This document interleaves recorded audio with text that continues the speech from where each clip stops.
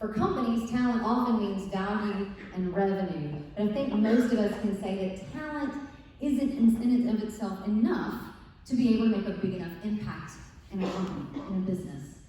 Talent is very different than skill. Will Smith has said that talent is something you're born with naturally, as we all have things that we do very well. But skill is only honed by hours and hours of beating on your craft.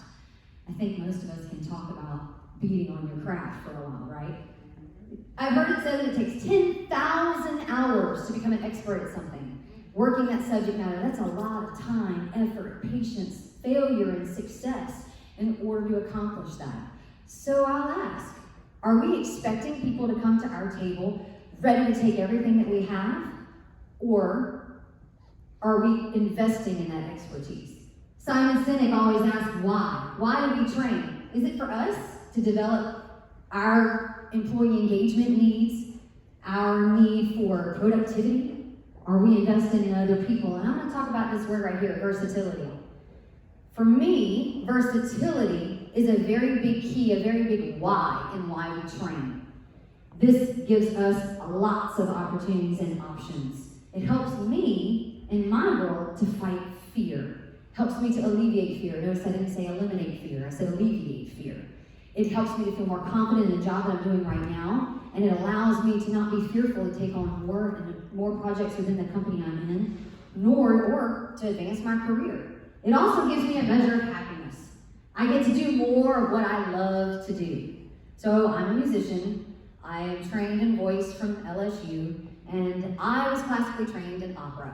Well, opera was never my passion. And so therefore, trying to sing rock and roll like an opera singer didn't always work out.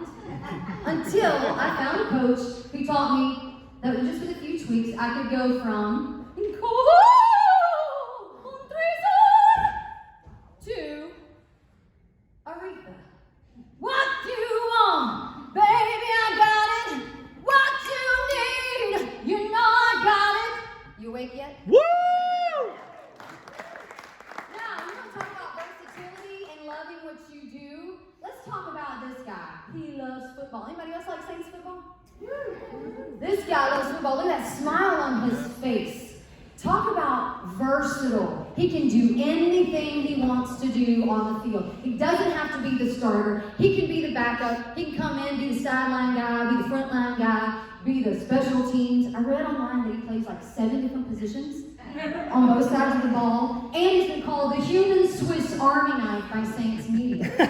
So I'm going to ask you, what are you doing to create more human Swiss Army knives within your company? What are we doing to create versatility within our companies, ourselves, our leadership? When I was in Sandler training, I used to coach, and my favorite workshop to do was interpersonal communication workshop, where we would talk about the 4 DISC styles. If you don't know what that is, ask the person next to you or come see me after.